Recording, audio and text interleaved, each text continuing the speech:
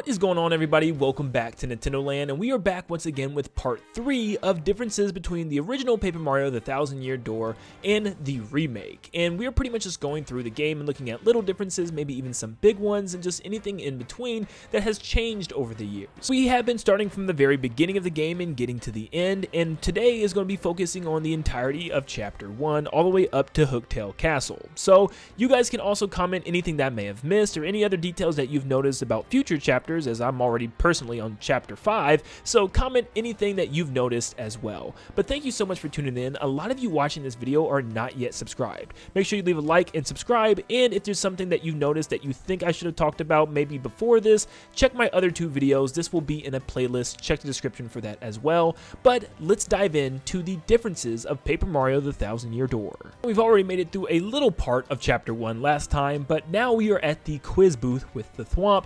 As you can tell now, Mario and his partner now stands a little taller, so you can see their middle section and up, instead of Mario just barely peeking over the ledge like he's like extremely small. I mean, you couldn't even see Goombella's face in the original. She has no clue what's going on. There are so many characters that have new themes, and pretty much every partner does in this game, so I'm going to point it out every time. Yes, Koops also has a new theme like Goombella.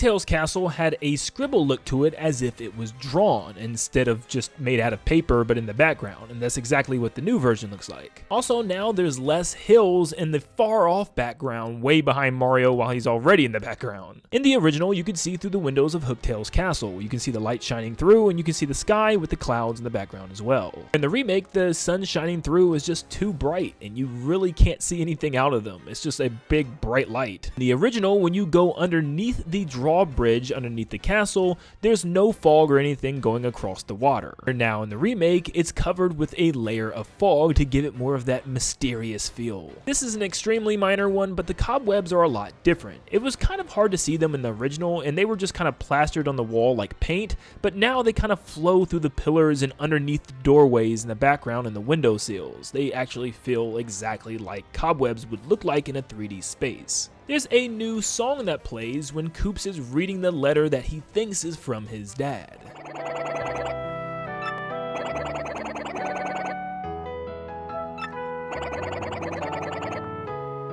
The up and down blocks are now made out of paper, and they look a lot different this time around. Where they used to just be blocks, you can see the little ones are completely constructed of construction paper all the way around, and the big ones have like cut out paper going around the edges and for the triangle. And the same thing can be said for the ball and chain, where the ball is just a ball, and in the remake it's actually like constructed of paper, and you can see it glistening on the floor. Now, I actually have not been able to see this in action, and I actually got this comment after I've already played through this part, but apparently when the timer is low enough, the ceiling spikes will actually wait until the timer reaches 0. Even if it's touching Mario, it will not kill him until the timer hits 0, which apparently is a change from the original. Also, I thought I'd add that the spikes this time around are constructed in 3D, where originally they looked like 2D spikes. The new sound effect badge that you get in Hooktail's castle has now been changed from a cricket to a frog. Now, there's a reason for this, because apparently in the Japanese version of the original game, it was always a frog, so I guess they just changed it for every version with the remake to be a frog instead of a cricket, and the noises even changed because of this as well.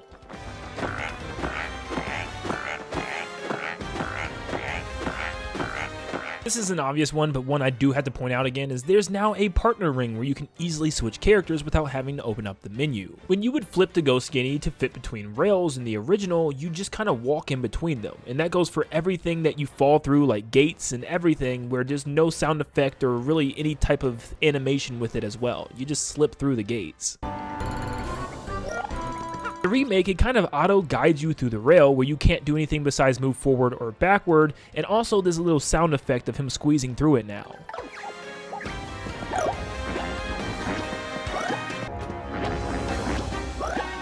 In the original, when getting quote-unquote cursed, it's just a big flash and then Mario gets his brand new ability, where in the remake, Mario actually gets struck by a lightning bolt when he gets his curse. And yeah, we could talk about the whole background. Obviously, it's now in a 3D plane instead of 2D, and it has a slightly different color. Mario hits a switch to finish the bridge. It kind of comes in with this really cool transition of it kind of tearing pieces of paper away. But it does very clean tears, where in the remake, it kind of just rips it right out of the area, and you can see the tear marks left behind. This one isn't just for Hooktail Castle, but if you walk behind anything in the original, you don't have an outline or anything to see where your character is, where in the remake, it does give you like a shadow to follow where your character is going. In the remake, there's also ledge tipping, which means if you go to a ledge, you won't actually fall off. Unless it's water, you can tip for a little bit, but once you push forward again, you will fall into the water, but this way it gives you kind of a safety maneuver. I'm sorry you have to see it this way through a wall. That's the only gameplay I got of it. Back to super small details, in the room with Miss Mouse, there's a new green vase added, making 2 in the remake, and there's another crate holding more cannonballs on the right side of the room.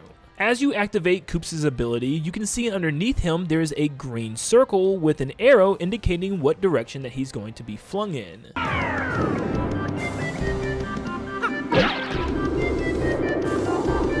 The ceiling beams of the castle are now different. There were these giant gold arches on the top, where now they're more wide and blend into the rest of the castle. Up a couple of floors, you'll notice an area with a giant yellow block that you can move out the way for a badge. There's now an extra pipe for fast travel right above it.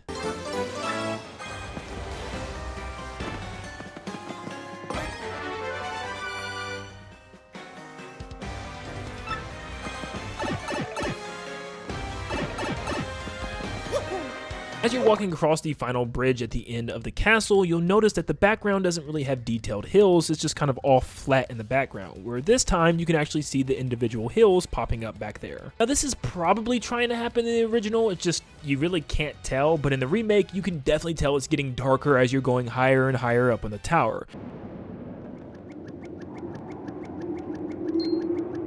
The original, you can also see straight into the boss room, and Hooktail's not there, which is pretty interesting. I guess it would have made sense if Hooktail flew into this battle or had her staring at you the entire time. But in the remake, there are now giant clouds covering the windows, so you can't see inside and see Hooktail before the battle. And in the original, she's just standing there staring at you right away, which makes even less sense when you think about the whole window situation. But in the remake, she comes out of the shadows in the background, which is really cool looking, and the lighting is just entirely different with the light shining through the windows.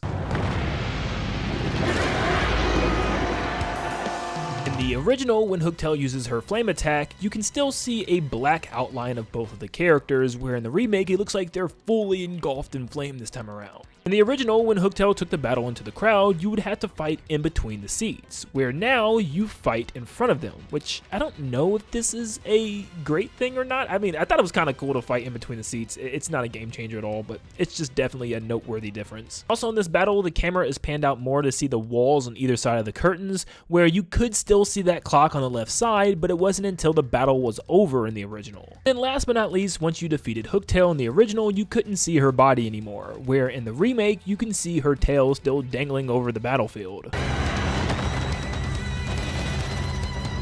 Upon second look at the gameplay, I'm just now realizing in the original there was always some type of smash enemy underneath Mario and your partner, which is very strange. Whether or not this was supposed to be here, this is completely removed in the remake. Also, there's now a coin bonus animation that drops tons of coins on you after you defeat a boss. And that was 31 new small differences from the original to the remake of Paper Mario the Thousand Year Door. Once again, let me know down below if I miss anything, if there's any other details that you have noticed as we move on to Chapter 2 for the next one.